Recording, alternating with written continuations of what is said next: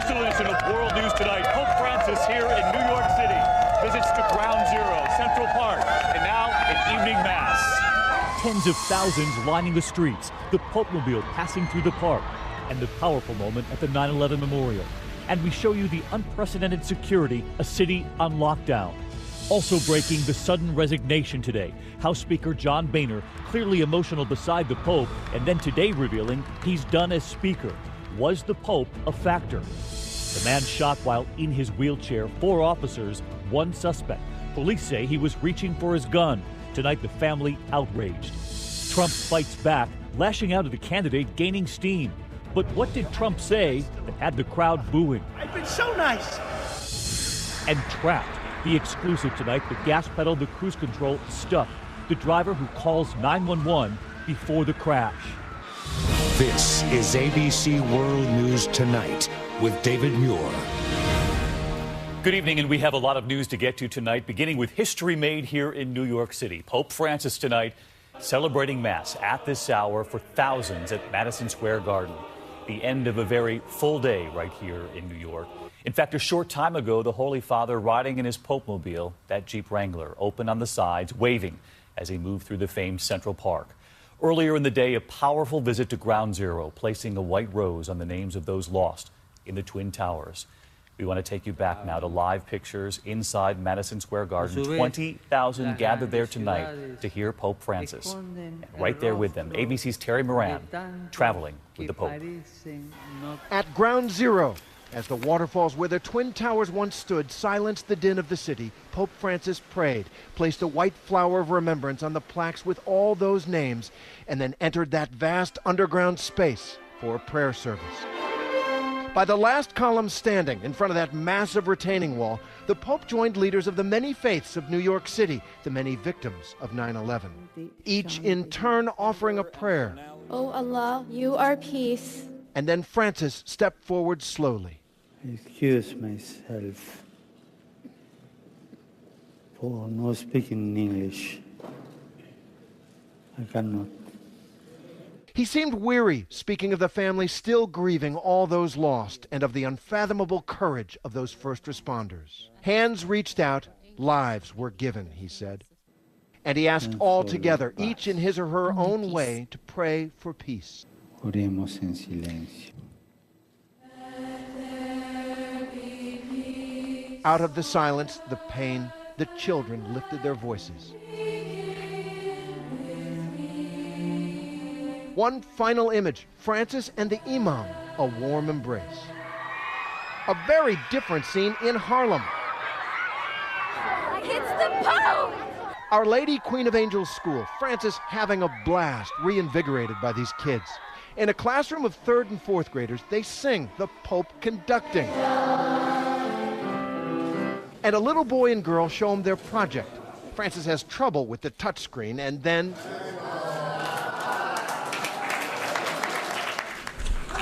it was a world away from the great and powerful at the United Nations, where the Pope urged them to do something about poverty and climate change. A long speech in a great hall for a man who prefers teaching by example. And there have been 2 themes the Pope has reiterated again and again. One, dreaming. He told those children in Harlem and the members of Congress, quoting Martin Luther King, to dream big. The other, reminding people here and around the world that he too is the son of immigrants at a time immigration is such a troubled issue around the world. David? Terry Moran live just above Madison Square Garden tonight. Terry, thank you for your reporting all week. This city electrified tonight. You can imagine the security in a city this size. Of course, the Pope visiting those school children Terry mentioned in Harlem, holding this little girl's face in his hands. ABC Cecilia Vega in the middle of the crowds all day. It might be New York's park, but today it belonged to Pope Francis. The chosen ones had to have a ticket to get in, a city-sponsored lottery for New York residents. 80,000 people won. I was one of the lucky few. It's a once-in-a-lifetime opportunity. Some of those tickets ending up on Craigslist, scalped for $100 each. Flag button. But today, the hottest-selling items, just about anything with Pope Francis's face. He's the first Pope I feel that's been really inclusive of everybody. So what does 80,000 people look like? this, a holy sea of the faithful. The lines to get in snaking around Manhattan, stretching block after block after block. On some sidewalks, there are so many people you can barely even move down the street. People as far as you can possibly see. Security at fever pitch, teams of police officers, banks of metal detectors, an 8-foot-tall fence along the park. For Alisa Salgado and her family, just the chance to see Pope Francis makes it all totally worth it. Even just seeing him is just amazing. He's not the first pope to take over Central Park, but this pope, he's not like any other. It's truly an honor to have him here with us, and especially in our great, beautiful city, New York City. This has been a jam-packed trip for Pope Francis here in New York. He's only on the ground for less than 40 hours now. He is off to his next stop, Philadelphia, his biggest event so far, Mass for up to 1 million people. David? Cecilia, I'll be joining you there, and we'll have continuing coverage. We'll be anchoring this broadcast from Philadelphia this weekend, and, of course, much more on the Pope's trip to America tonight on Nightline and first thing in the morning on Good Morning America. In the meantime, tonight we turn to the other breaking headline of this evening. Speaker of the House John Boehner, his surprise resignation, revealing he'll now step down at the end of October. After that emotional meeting with Pope Francis 24 hours ago there on the right, struggling to contain his emotions on the balcony. Tonight, Boehner now revealing a moment alone with Pope Francis and why he decided it was now time. ABC's chief White House correspondent Jonathan Karl tonight. John Boehner, the altar boy turned Speaker of the House, couldn't hold back the tears as Pope Francis came to Capitol Hill. This morning, he seemed like a new man. My, oh my, what a wonderful day. And he stunned the Capitol by announcing he is stepping down. Last night I started to think about this, and this morning I woke up and I said my prayers, as I always do, and I decided, today's the day I'm going to do this. Boehner, so clearly moved yesterday, told reporters today about his own private moment with Pope Francis. As the Pope and I were getting ready to exit the building, we found ourselves alone. And the Pope puts his arm around me and kind of pulls me to him and says, "Please pray for me." Well, who am I to pray for the Pope? But I did. Not even Boehner's closest friends expected that this would be the day he would resign. But if he hadn't, he conceded he would have had to fight to keep his job. This turmoil that's been churning now for a couple of months is not good for the members, and it's not good for the institution. And the House will be in order. If he had stayed, Boehner faced endless battles with House conservatives who believed he was too willing to compromise with Democrats and who wanted a fight that could have led to a government shutdown in just a few days. A shutdown is now much less likely. David, Boehner will remain as Speaker until the end of next month. As for his replacement, it will almost certainly be California Republican Kevin McCarthy. He has a better relationship with conservatives, but they will undoubtedly challenge him just as they challenged John Boehner.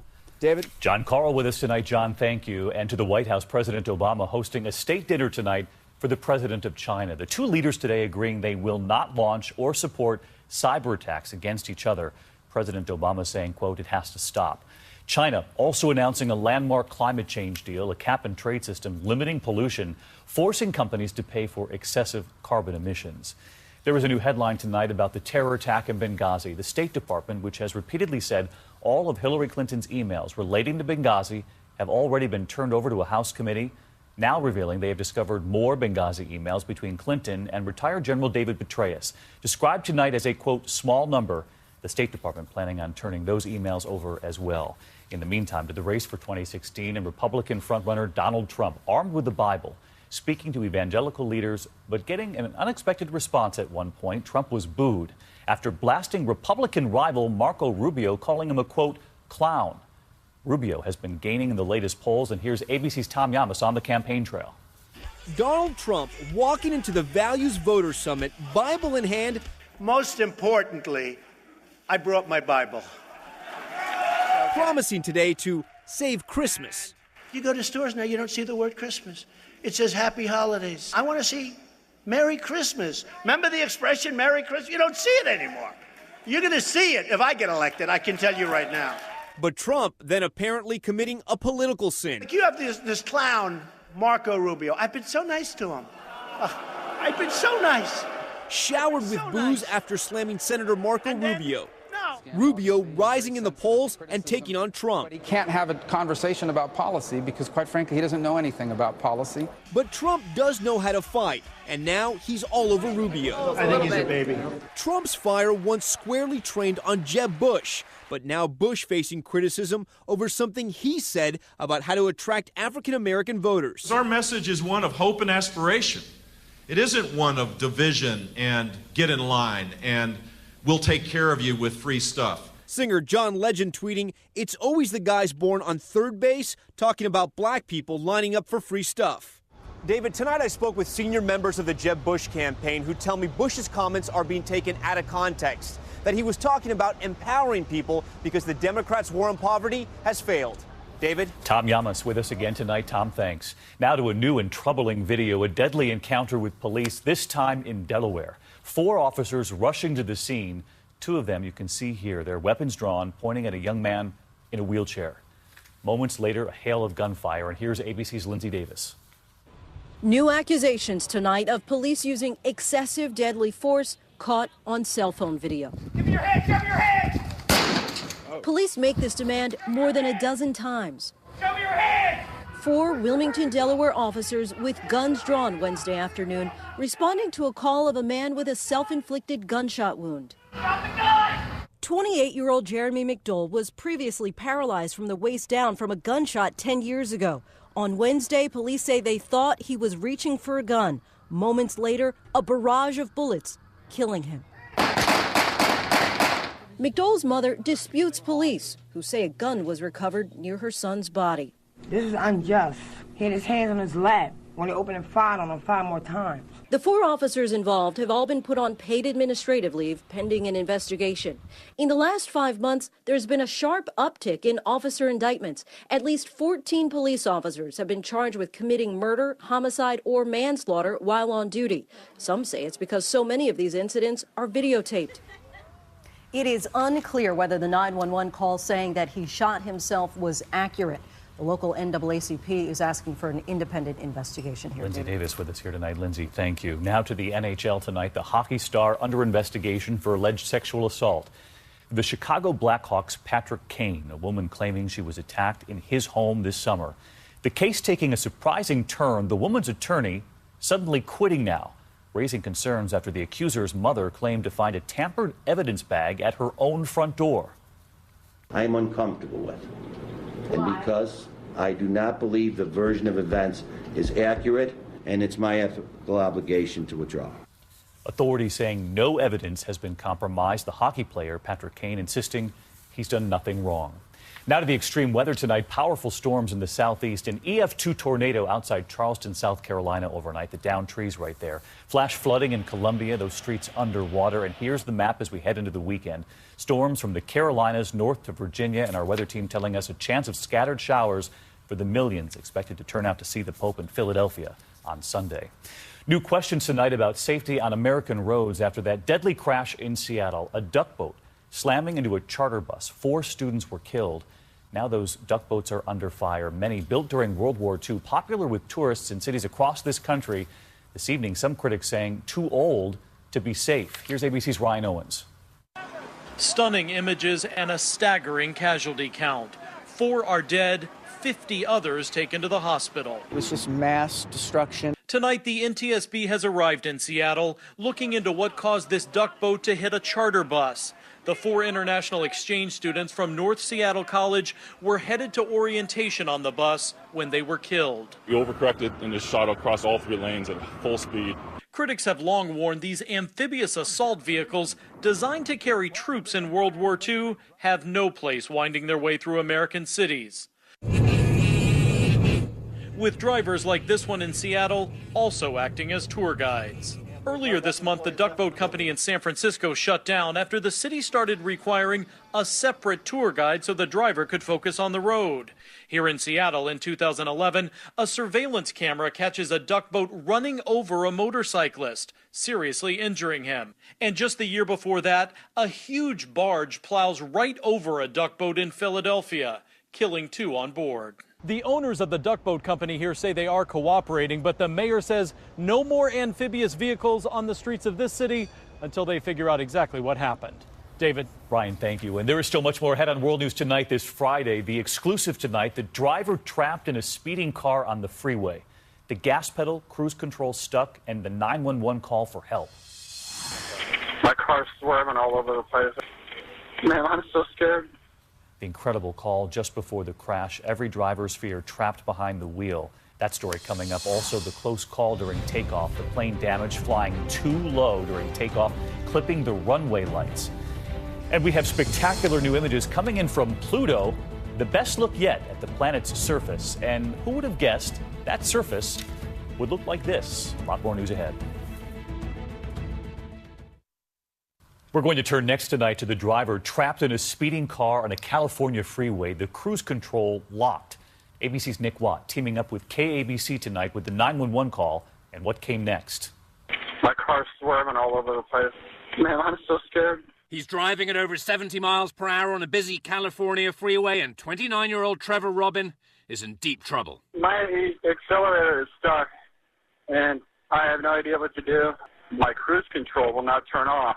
His 15-year-old pickup stuck in cruise control. Little the highway patrol can do. Tell him to put it in neutral, turn the key off. He's trying, sir. I'm just afraid of other people getting hit. This terrifying 911 call obtained by Los Angeles station KABC. I don't want to die. Minutes later, impact. First, Robin's vehicle striking the embankment and sound wall, then going airborne, overturning and landing in the roadway, ejecting him. Tonight, Robin remains in the hospital with head and spinal injuries. So, what do you do if this happens to you, if your cruise control jams? Well, first, try to shift into neutral. If that fails, you can brake heavily, and as a last resort, you can just shut down the engine. David? Just an incredible story, Nick. Thank you. When we come back here on a Friday, the jet full of passengers taking off in this country, too low to the runway, the damage to the bottom of the plane. And from the National Zoo tonight, the baby panda now has a name. Any guesses? And what does the name mean? To the index of other news tonight, we're learning more about a close call at Miami International Airport, a passenger jet flying too low during takeoff earlier this month, clipping 3 light poles at the end of the runway, only realizing the belly of that Boeing 777 was scratched once they landed 14 hours later. No one was injured. The National Zoo's baby panda has a name tonight, Bebe, which means precious treasure. First Lady Michelle Obama and China's First Lady choosing the name together. Stunning new photos coming in tonight of Pluto, and scientists describing it now as a snakeskin-like surface, scaly and colorful, spots of red, yellow, white, and brown. Also, keep your eyes peeled for that super blood moon this weekend. Bigger, brighter, glowing red, the last we're told until the year 2033. When we come back on a Friday night, the sister, stunned by the Pope as our cameras were rolling, and the moment that had many in tears today. Finally tonight, someone special, the Pope stunned while we were all watching, invited to see him again today. Tens of thousands lining the streets. You're waiting for your moment, right? I am. I came. All echoing one another, the People's Pope. He cares about people in general. Even the NYPD impressed. How you guys doing? Hey! We ask, how have the crowds been? Things seem to be going pretty well. The crowds are tame. Is it the Pope effect? We think so. Yeah? They're behaving because it's Pope Francis. That's right. If you look up, you can actually see the chopper flying over Central Park here in New York City. Much of the city on lockdown for much of the day, but look down here, you can just see the enormous crowd of people. So many of them with smiles on their faces, hoping to get a glimpse of Pope Francis. And there was someone who did, Sister Norma. We all met her during that stunning moment, our town hall with the Pope inside the Vatican a couple of weeks back. At one point, the Pope signaling to me. No corten sin que yo After spotting Sister Norma in the pew, telling me he'd like to talk to her. La quiero ver. Hermana Norma. The Pope had heard about her work in Texas to help immigrants and families in need. Yo quiero agradecer. Thanking her and all of the sisters, and then adding this. Y les digo una cosa más. I'll tell you one other thing. Is it inappropriate for the Pope to say this? La quiero mucho. I love you all very much. And Sister Norma was invited to see the Pope again today in New York. That message for all of the nuns in America, how powerful was that? That was very, very special and very wonderful, and it's so significant to me and to everybody. It was great to see Sister Norma again. And as we leave you tonight, this is the Young People's Chorus of New York City singing to the Pope at the 9/11 Memorial.